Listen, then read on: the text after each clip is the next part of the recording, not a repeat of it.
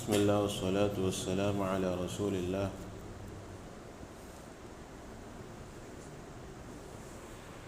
رسول اکرم صلی اللہ علیہ وسلم اور صحابہ اور بنی مطلب اور بنی ہاشم پر جب بائیکاٹ کا سما ختم ہوا تو اس کے چند مہینوں کے بعد ابو طالب بیمار ہوئے اور ان کی بیماری مسلسل بڑھتے گئی، یہاں تک کہ اسی بیماری میں وہ انتقال کر گئے۔ صحیح بخاری کی روایت ہے، حضرت مسیب رضی اللہ عنہ کہتے ہیں کہ جب ابو طالب کی وفات کا وقت قریب آیا، یعنی سکرات کا عالم یا اس سے جو پہلے کا عالم ہے وہ وقت قریب آیا، تو رسول اکرم صلی اللہ علیہ وسلم ابو طالب کے پاس گئے۔ وہاں ابو جہل اور دیگر قریش کے کچھ لوگ بیٹھے ہوئے تھے۔ آپ صلی اللہ علیہ وسلم نے کہا کہ چاچا جان، آپ صرف لا الہ الا اللہ کہہ دیجئے، اور آپ کے اس کہنے کی بنا پر میں اللہ سے حجت قائم کر دوں گا، اللہ کے سے جو ہے آپ کی بخشش کی دعا کروں گا، اور قیامت کے دن آپ کے لیے میں جھگڑا کروں گا اگر آپ اس کلمے کا اقرار کریں گے۔ تو اس پر ابو جہل اور عبداللہ بن امیہ اور دیگر لوگوں نے کہا، اے ابو طالب، کیا تم اپنے باپ دادا کے دین کو چھوڑ کر جاؤ گے اس دنیا سے؟ جب اس دنیا کو چھوڑ رہے ہو تو اپنے باپ دادا کی دین کو چھوڑ جاؤ گے؟ اور اتنے میں اور کچھ کہا۔ تو ابو طالب کے جب آخری وقت تھا، جیسے ہی انتقال کرنے والے تھے، اس سے پہلے انہوں نے کہا کہ میں عبد المطلب کی ملت پر، اتنا کہنا تھا، اس کے بعد آپ کی جان نکل گئی، آپ کی روح آپ کے جسم سے نکل چکی۔ تو اس پر آپ صلی اللہ علیہ وسلم نے فرمایا کہ جب تک مجھے روکا نہیں جائے گا میں آپ کے لیے مغفرت کی دعا کرتے رہوں گا، آپ کے لیے بخشش کی دعا مانگتے رہوں گا۔ لیکن ایک آیت نازل ہوئی جس میں اللہ رب العالمین نے صاف طور پر انکار کر دیا دعا کرنے سے۔ وہ آیت کیا ہے؟ ما كان للنبی والذین آمنوا ان یستغفروا للمشرکین، کہ نہ ہی نبی کے لیے جائز ہے اور نہ ہی جو ایمان لاتے ہیں، جو مسلمان ہیں، ان کے لیے جائز ہے کہ وہ مشرکین کے لیے مغفرت کی دعا کرے۔ جو بھی اس دنیا سے اللہ کے ساتھ شرک کرتے ہوئے چلا جائے یا اللہ کے ساتھ ساتھ دوسروں کی بھی عبادت کرے، دوسروں سے بھی مانگے، ایسے لوگوں کے لیے مغفرت کی دعا بھی کرنا جائز نہیں ہے۔ وَلَوْ كَانُوا أُولِي قُرْبَىٰ، چاہے جائے کہ وہ قریبی رشتہ دار کیوں نہ ہو۔ مِن بَعْدِ مَا تَبَيَّنَ لَهُمْ أَنَّهُمْ أَصْحَابُ الْجَحِيمِ، جب یہ بات واضح ہو جائے کہ وہ جہنمی ہے تو اس کے بعد ان کے لیے دعائے مغفرت نہیں کرنی چاہیے۔ ہمیں کیسا معلوم ہو گیا کہ وہ جہنمی ہے؟ جہنم جنت عطا کرنے والا اللہ ہے، ہم کیسے جو ہے گمان کر سکتے؟ تو ظاہری اعمال، اگر کوئی سجدہ کرتا ہے اللہ کے سامنے اور اس کے ساتھ ساتھ درگاہ کے پاس بھی جا کے سجدہ کرتا ہے تو یہ شرک ہو جائے گا، کیونکہ سجدہ صرف اور صرف اللہ رب العالمین کے لیے تھا۔ کوئی انسان اللہ سے بھی دعا مانگتا ہے، اس کے بعد کسی ولی بزرگ نبی سے بھی دعا مانگتا ہے تو یہ شرک ہو جائے گا، کیونکہ دعا کس سے کرنا جائز ہے؟ اللہ سے، کسی اور سے کرنا جائز نہیں ہے، حرام ہے، شرک ہے۔ تو ظاہری اعمال کی بنا پر ہم جو ہے مشرکین کے لیے دعا نہیں کر سکتے، نہ ہی ان کے لیے مغفرت کی دعا کر سکتے ہیں۔ اور اسی طرح ایک آیت اللہ رب العالمین نے نازل فرمائے کہ اِنَّكَ لَا تَهْدِي مَنْ أَحْبَبْتَ، اے نبی اکرم صلی اللہ علیہ وسلم، آپ جسے ہدایت دینا چاہے نہیں دے سکتے۔ ہدایت دینے والا اللہ رب العالمین، آپ صرف راستہ دکھا سکتے ہیں۔ مثال جو ہے وہ ایک بہت مشہور مثال ہے کہ گھوڑے کو پانی تک لایا جا سکتا ہے لیکن پانی پلایا نہیں جا سکتا۔ اسی طرح ہدایت کے راستے بتانا یہ انسان کے بس میں ہے، لیکن ہدایت پر چلانا اور ہدایت دینا یہ اللہ رب العالمین کے تعلق سے۔ تو رسول اکرم صلی اللہ علیہ وسلم جس سے محبت کرے اسے ہدایت نہیں دے سکتے، اپنی مرضی سے کسی کو مسلمان نہیں بنا سکتے۔ تو اسی طرح کسی نبی، کسی ولی، کسی بزرگ کے ہاتھ میں یہ نہیں ہے کہ وہ کسی کو جنت میں داخل کر دے یا جہنم سے بچا دے یا کسی کو شفاعت دے دے۔ جب تک اللہ کی اجازت نہ ہو کوئی نبی، کوئی ولی، کوئی بزرگ کچھ بھی نہیں کر سکتے۔ اللہ کی اجازت ہونا ان کے لیے ضروری ہے۔ لوگ سمجھتے ہیں کہ ہم ان کے پیچھے چلیں گے، ان کو مانیں گے، ان سے دعا کریں گے تو وہ ہمیں جنت میں لے جائیں گے، ہماری مغفرت کر دیں گے، ہمارے لیے شفاعت کریں گے۔ ایسا نہیں۔ اللہ رب العالمین جسے معاف کرنا چاہے معاف کرے گا، اور جسے معاف نہ کرنا چاہے کوئی نبی اسے بچا نہیں سکتا، کوئی ولی، کوئی بزرگ، کوئی کتنا سے بڑا نیک انسان اس انسان کو بچا نہیں سکتا۔ تو آپ صلی اللہ علیہ وسلم نے جب تک یعنی منع نہیں کیا گیا تھا ان کے لیے مغفرت کی دعا کی، لیکن جیسے ہی وہ آیت نازل ہوئی اس کے بعد آپ نے کبھی کسی مشرکین کے لیے دعائے مغفرت نہیں مانی۔ تو آج بھی ہم مشرکین کے لیے یا غیر مسلمین کے لیے دعائے مغفرت نہیں مانگ سکتے، جب تک وہ زندہ ہے ہم ان کے لیے دعائے ہدایت مانگ سکتے ہیں، یا اللہ میرے فلاں دوست کو، میرے فلاں بھائی کو، میرے فلاں شخص کو ہدایت عطا کر، فلاں کا نام لے کر جو ہے اس کے لیے دعائے ہدایت کر سکتے۔ لیکن جیسے ہی وہ شرک کی حالت میں مر گیا یا غیر مسلم رہ کر ہی مر گیا تو اس کے لیے مغفرت کی دعا نہیں کر سکتے۔ اسی طرح بخاری کی حدیث ہے کہ حضرت عباس بن عبد المطلب، یعنی حضرت عباس بن عبد المطلب رضی اللہ عنہ رسول اکرم صلی اللہ علیہ وسلم سے پوچھتے ہیں کہ آپ کے چاچا نے آپ کا بہت ساتھ دیا، ظاہر ہے ابو طالب نے، آپ جب تک ابو طالب زندہ تھے رسول اکرم صلی اللہ علیہ وسلم کے ہر کام میں ساتھ دیتے تھے اور آپ کی حفاظت بھی کرتے تھے، تو کیا یہ آپ کا کام کرنا یا آپ کا ساتھ دینا ان کو کچھ فائدہ پہنچایا ہے یا نہیں؟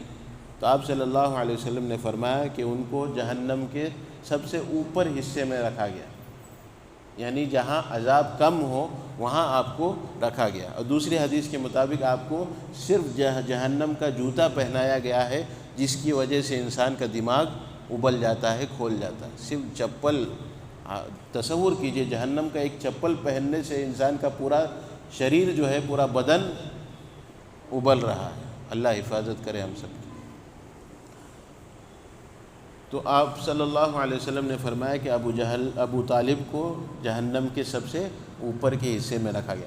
دیکھیے جہنم کے جتنا اوپر رہیں گے اتنا عذاب کم ہے، اور جتنا جہنم کے نیچے جائیں گے اتنا عذاب زیادہ ہے۔ جنت میں کیسا ہے، جتنا اوپر جائیں گے اتنا درجہ بلند ہے، اتنا انسان عرش کے قریب ہوتا ہے، اور جتنا نیچے آئیں گے اتنے درجات کم ہے، اور اس میں جو فیسلٹیز ہے وہ تھوڑی کم ہے، اس کا جو مقام ہے وہ کم ہے۔ تو ابو طالب کا انتقال ہو گیا، آپ صلی اللہ علیہ وسلم کو بہت رنج ہوا، بہت غم ہوا۔ ایک تو آپ کے چاچا کا انتقال ہوا، اور دوسرا آپ کا انتقال شرک کی حالت میں ہوا۔ ایک نبی جو ہے اپنے چاچا کو بچا نہیں سکتا، وہ چاچا جو ہمیشہ آپ کی مدد کرتا تھا، تو وہ نبی دوسرے لوگوں کے کیسے مدد کر سکتے ہیں جبکہ وہ لوگ شرک کرتے ہیں؟ تو شرک کرنے والوں کی کوئی نبی مدد نہیں کر سکتے۔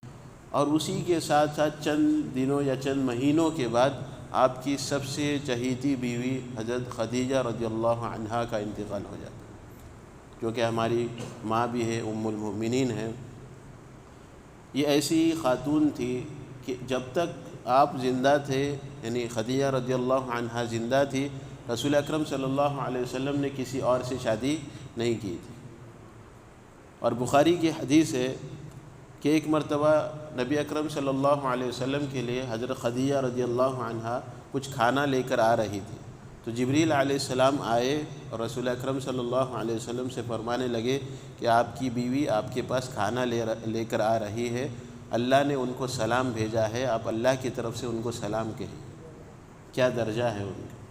اور اسی کے ساتھ ساتھ اللہ نے ان سے جنت میں موتیوں کے محل کا وعدہ کیا ہے۔ ایسی خاتون جو ہمیشہ رسول اکرم صلی اللہ علیہ وسلم کا ساتھ دیتی تھی، چاہے وہ مالی اعتبار سے ہو، ذہنی اعتبار سے ہو، جسمانی اعتبار سے ہو، ہر مشکل میں آپ صلی اللہ علیہ وسلم کا ساتھ دیتی تھی۔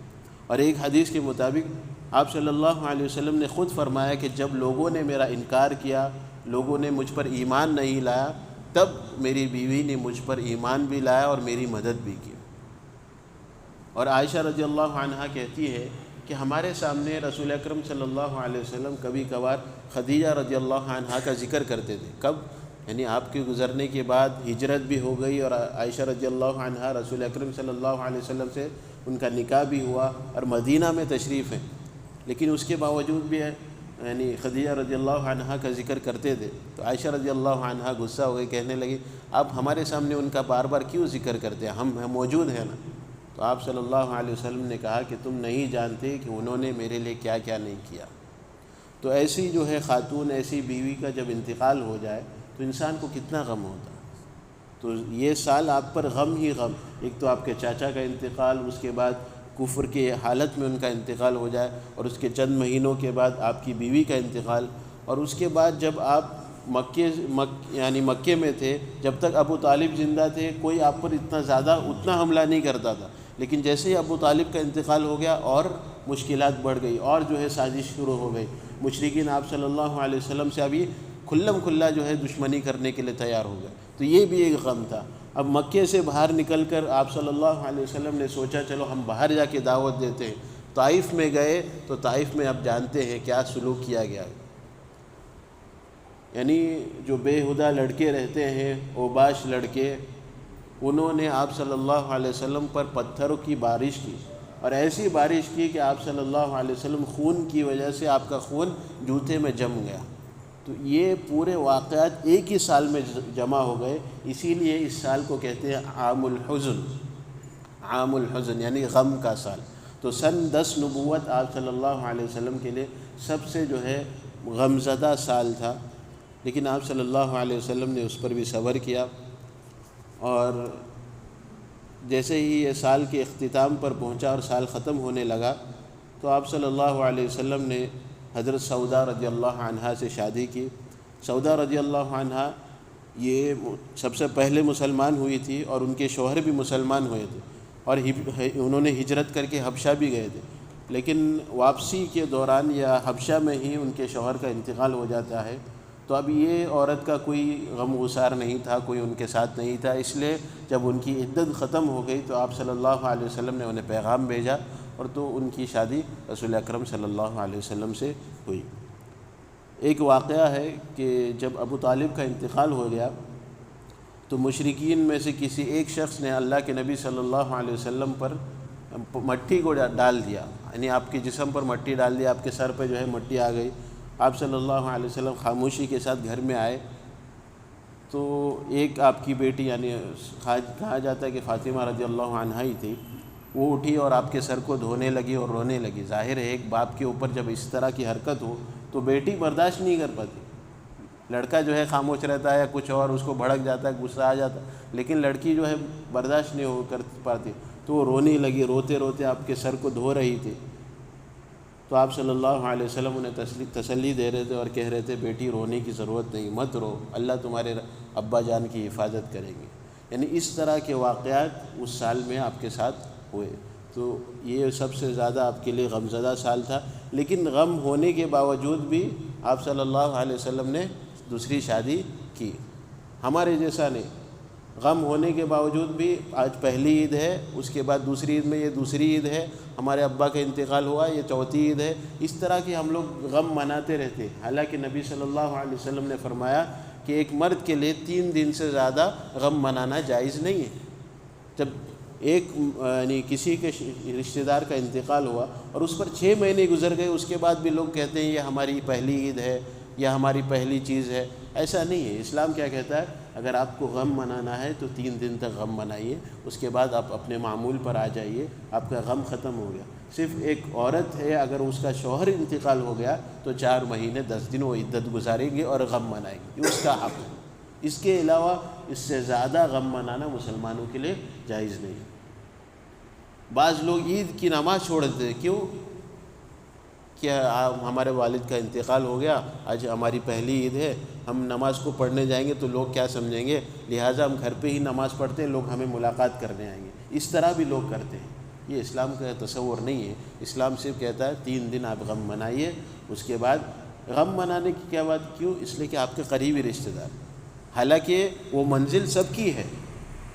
افسوس کی بات یہ ہے کہ لوگ غم تو بہت مناتے ہیں لیکن اس سے جو عبرت حاصل کرنا ہے وہ حاصل نہیں کرتے. قبرستان میں رہتے ہیں اور وہ بھی کرکٹ کی باتیں کرتے ہیں، قبرستان میں رہتے ہیں اور فضول باتیں کرتے ہیں. حالانکہ لوگوں کو سمجھنا چاہیے جس زمین پہ آج کھڑے ہیں اسی کی زمین کے اندر ہمیں جانا ہے. یہ عبرت انسان کو حاصل کرنی تھی. لیکن لوگ جو ہے الٹا ہی تصور بنا کر صرف غم مناتے رہتے ہیں، اصل فکر اپنی آخرت کی فکر نہیں کرتے. تو اللہ رب العالمین سے دعا کرتے ہیں کہ اللہ رب العالمین ہمیں آخرت کا فکر کرنے والا بنائے اور دنیا میں نیکیوں کو کمانے والا بنائے. آمین. وآخر دعوانا ان الحمد للہ رب العالمین.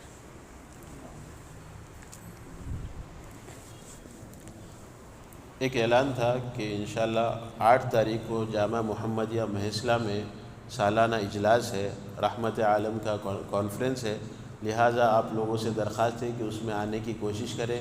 آپ میں سے اگر کوئی گاڑی کا بندوبست چاہتا ہے تو ہمارے سلطان بھائی جو ہمارے سامنے بیٹھے ہیں ان کے پاس اپنا نام اور اپنا فون نمبر لکھوائیے۔ جزاکم اللہ خیر۔